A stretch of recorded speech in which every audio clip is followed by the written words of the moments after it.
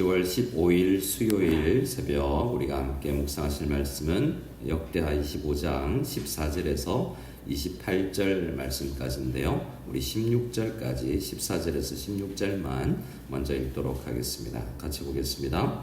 아마샤가 에돔 사람들을 죽이고 돌아올 때에 세일 자손의 신들을 가져와서 자기의 신으로 세우고 그것들 앞에 경배하며 분향한지라. 그러므로 여호와께서 아마샤에게 진노하사 한 선지자를 그에게 보내시니 그가 이르되 저 백성의 신들이 그들의 백성을 왕의 손에서 능히 구원하지 못하였거늘 왕은 어찌하여 그 신들에게 구하나이까 하며 선지자가 아직 그에게 말할 때에 왕이 그에게 이르되 우리가 너를 왕의 모사로 삼았느냐 그치라 어찌하여 맞으려 하느냐 하니 선지자가 그치며 이르되 왕이 이 일을 행하고 나의 경고를 듣지 아니하니 하나님이 왕을 멸하시기로 작정하신 줄 아노라 하였더라. 아멘. 자, 우리는 세왕 24장, 25장, 26장에서 요아스, 아마샤, 우시야 이 세 왕을 보게 되는데요. 이 세 왕은 이 역사에서 비슷한 결말을 맞이합니다. 말씀드렸듯이 용두삼위 신앙입니다. 아버지 요아스도 결국 그러한 신앙생활의 타락 때문에 암살당했죠. 오늘 우리가 보면 이 아들 아마샤도 마찬가지로 암살을 당하게 됩니다.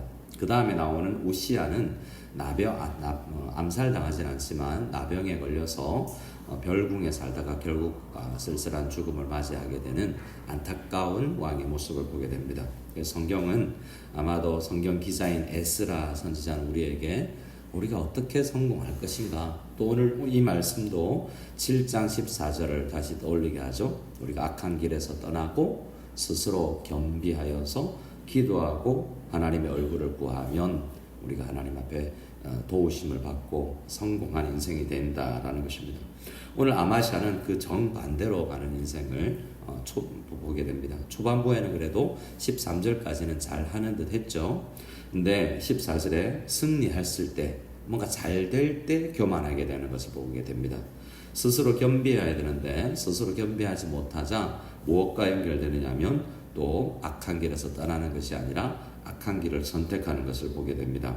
14절에 아마샤가 에돔 사람을 죽이고 돌아올 때, 그러니까 하나님의 사람의 말씀을 듣고 순종하여 율법책에 기록된 대로 살아갔을 때 승리했죠.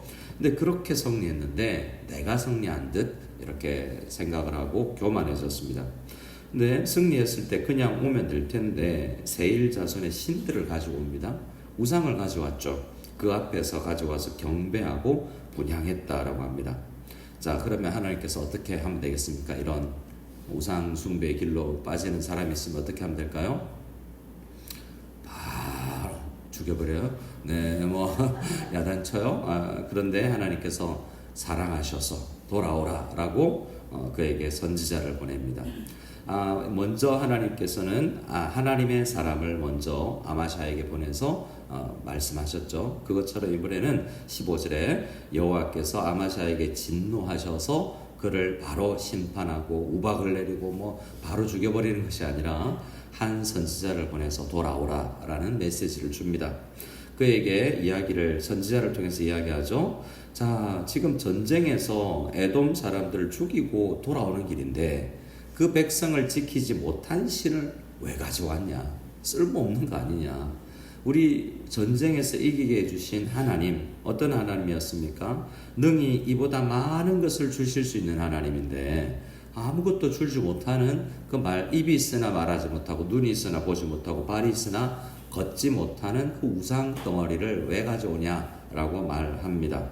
그런데 16절에 보니까 말하고 있는데 잠깐 말하지 마. 너 말을 이어가려고 그래. 말을 멈춰버리죠, 중간에. 그가 아직 말하고 있을 때 왕이 그에게 이르되 우리가 너를 왕의 모사로 내가 언제 임명했냐? 너가 국무위원이냐? 네가 선출직이냐? 네가 임명직이냐? 아무것도 아닌 게 나한테 이렇게 나한테 충고를 하느냐? 모사라는 것은 지혜롭게 충고하고 상담할 수 있는 그런 사람이죠. 그러니 그치라 어찌하여 마저리 하느냐 매만 벌지 마라 뭐 이렇게 엄포를 하고 있습니다. 왕이 이런 말하면 얼마나 무서울까요? 공권력을 다 가진 사람 아닙니까? 그랬더니 선지자가 말을 그칩니다. 들을 귀가 없구나 라고 생각하고 그러나 한마디 더 남깁니다. 원래 더 해줄 말이 있었겠죠. 들을 귀가 없구나 하고 그에게 하나님께서 하나님을 찾으면 찾을 수 있고 다윗 왕이 솔로몬에게 준 이야기가 그것 아닙니까? 하나님 찾아야 된다. 하나님 버리면 너도 버림받는다. 나도 그랬었다. 안타깝지만 하나님 버리지 마라 라는 것이 유언이었는데 그 하나님께서 지금 당신 왕을 지금 버리십니다. 아마샤 왕이요. 이 말도 끝까지 돌아오라는 하나의 충고였습니다. 그런데 듣지 않지요. 그러자 17절에 유다 왕 아마샤가 어떻게 합니까? 상의합니다. 자, 여기는 이제 그가 하나님 말씀을 안 듣자 사람들의 말만 듣고 있는 것을 보게 되죠. 주변에 있는 신하들에게 물었겠죠. 자, 어떤 상이냐면 얼마 전에 우리 용병으로 샀다가 돌아간 사람들 있죠. 돌아가다가 우리 지금 남유다 사람을 쳐서 3,000명을 군사들이 우리 나라에 피해를 준 일이 기록되어 있었습니다. 근데 이거 갚아야 되지 않느냐 이런 생각이 든 거죠. 그래서 북이스라엘 사람에게 용병을 샀는데 북이스라엘을 치자 이렇게 상의를 했고 그러자 이렇게 하게 됩니다. 17절입니다. 유다왕 아마샤가 상의하고 예후의 손자 여호아스의 아들 이스라엘 왕 요아스에게 사신을 보내어 이르되 오라 우리가 서로 대면하자. 뭔가 이 이야기 잘해보자가 아니라 뭔가 치려고 하고 뭔가 심판하려고 하고 이 문제 국가적 문제로 외교 문제로 좀 해결하자라고 지금 우리 대사들을 조치한다라는 말들이 있는 것처럼 그렇게 해보려고 합니다. 그러자 18절에 이스라엘 왕이 요아스가 유다 왕 아마샤에게 사람 보냅니다. 까불지 마라. 결론은 그겁니다.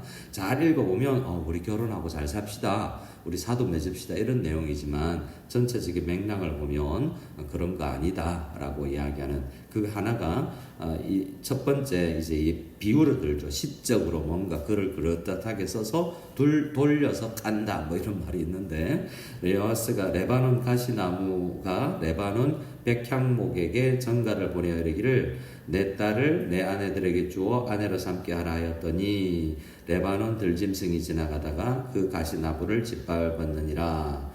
이 핵심은 이 내용을 애매하게 무슨 말인지 모르지만 19절의 결론입니다. 이 말을 하고 싶은 거죠. 교만하다라는 결론입니다. 19절 같이 한번 읽어볼까요? 나 사람을 쳤다고 내 마음이 교만하여 자긍하는도다. 내 궁에나 있으라. 어찌하여 화를 자초하여 너와 유다가 함께 마오자 하느냐 하나. 자, 어떻게 너의 마음이 교만하여서 까불지 마라. 뭐 이런 외교적 말을 하는 거죠. 그러니까 20절 말씀에 아마샤가 그 말을 듣습니까? 듣지 않습니까? 듣지 않죠. 하나는 첫 번째 한 선지자를 보냈고 이렇게 이 북이스라엘 왕 요아스를 통해서도 너 교만하다라는 말을 듣게 하신 겁니다. 근데 교만하니까 안 들리는 거죠. 선지자의 말도 잠깐 다 안 듣겠다라고 이야기했으니까요. 다시 역대하 7장 14절을 떠올립니다. 어떻습니까? 악한 길에서 떠나야 되고 어떻게 해야 됩니까? 스스로 겸손해야 되는데 이 아마샤 왕은 교만합니다. 교만하니까 도로 악한 길에서 떠나지도 않고 교만하니까 기도하지 않죠. 여호와의 얼굴과 여호와의 말씀 선지자를 등한시합니다. 하나님의 말씀을 하나님을 귀히 여기고 선지자를 귀하게 여길 때 성공하고 성장할 수 있다라는 것을 모르고 있는 것이죠. 20절에 아마샤가 듣지 아니하였으니 이는 하나님께로 말미암은 것이라. 그들이 에돔 신들에게 구하였으므로 그 대적의 손에 넘기려 하심이더라 라고 해서 이제 21절부터 이제 전쟁이 일어납니다. 이스라엘 왕 요아스가 올라와서 유다 왕 아마샤와 더불어 유다의 벳세메스에서 대면하였더니 결국은 어떻게 되죠? 22절 같이 읽겠습니다. 유다가 이스라엘 앞에서 패하여 각기 장막으로 도망한지라. 교만에는 패망의 선봉이다라는 말씀이 있지 않습니까? 교만하였더니 그러니까 도망치는 신세가 되어버립니다.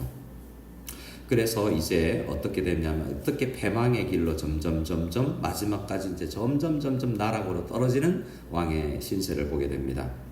이스라엘 왕 요아스가 베세메스에서 요아스의 손자 요아스의 아들 유다 왕 아마샤를 어떻게 합니까? 사로잡습니다. 도망가는데 사로잡힙니다. 예루살렘에 이르러서 예루살렘 성벽을 에브라임 문에서부터 성 모퉁이까지 400규빗을 헐어버립니다.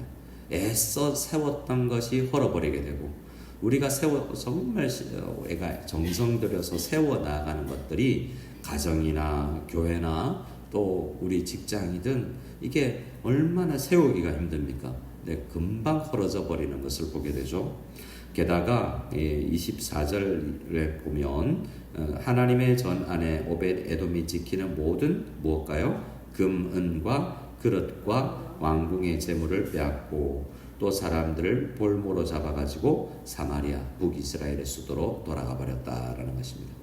세운 것은 무너져 버리고 우리가 많이 축적한 것은 빼앗겨 버리는 그런 결론을 이르게 됩니다. 게다가 성전에 있는 것까지도 그가 빼앗기게 되죠.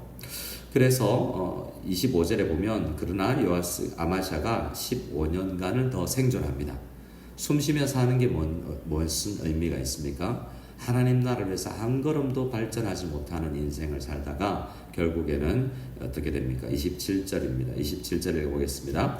아마샤가 돌아와서 서서 여호와를 버린 후로부터 예루살렘에서 무리가 그를 반역하였으므로 그가 라기스로 도망하였더니 반역한 무리가 사람을 라기스로 따라보내어 그를 거기서 죽이게 하고 그는 왕궁에서 살지 못하고 반역이 내부에서 일어나서 도망가서 라기스로 왕궁이 아니라 라기스라는 곳에 피신 가서 살고 있다가 거기서 반역의 무리에 암살당하고 마는 그러한 신세를 받게 됩니다. 우리는 정치인도 아니고 왕도 아니고 대통령도 아니죠. 그래서 우리와 직접적으로 뭔가 상관이 없다라고 생각하겠지만 원리 아니겠습니까? 인생이든 우리 교회든 사업이든 가정이든 우리가 성공하기 위해서는 악한 것에서 떠나고 스스로 겸손해야 되고 이 승리가 우리 하나님께로 붙어 왔고 항상 무슨 일을 할 때 하나님 어떻게 해야 되겠습니까? 지혜를 구합니다. 하나님의 사람처럼 누군가 보내어서 모사처럼 지혜를 나눠주면 잘 경청할 수 있는 열린 귀가 있어야 되지 않겠습니까? 한번 말씀을 생각해 보면서 이랬으면 어땠을까라고 한번 생각해 봅니다.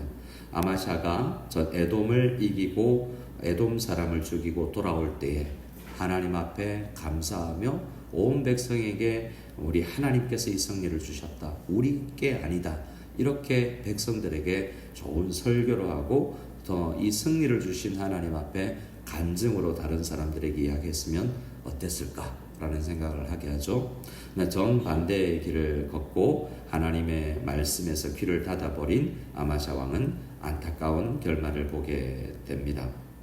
우리는 인생을 살면서 우리가 찬양 드린 것처럼 453장 예수 더 알기 원하네 라는 찬양처럼 하나님 예수 더 알아가고 하루하루를 살아가면서 늘 겸손해서 성령께서 승승되셔서 하는 직접 성경을 읽을 때 진리도 가르쳐 주시고 거룩한 뜻을 깨달아 알 수 있는 우리가 될 수 있도록 평생의 소원이 우리 주님을 대속해 주신 주님을 사랑을 간절히 알기 원하고 더 말씀을 듣기를 원합니다 라는 자세로 계속 살아갈 수 있는 그래서 인생에서 실패하는 것이 아니라 승리할 수 있는 우리가 다 될 수 있기를 소원합니다. 오늘 이 아마샤가 우리에게 반면교사가 되어서 우리가 어떻게 승리할 수 있을지를 생각하며 주님 앞에 기도하며 나갈 때 오늘 수요일입니다. 수요일날 하나님께서 또한 수요 예배로 말씀을 주실 때 열린 귀가 있어서 듣고 우리 교회를 위해서 우리 인생을 위해서 성공하는 길에 설 수 있도록 특별히 가정과 우리 사업을 위해서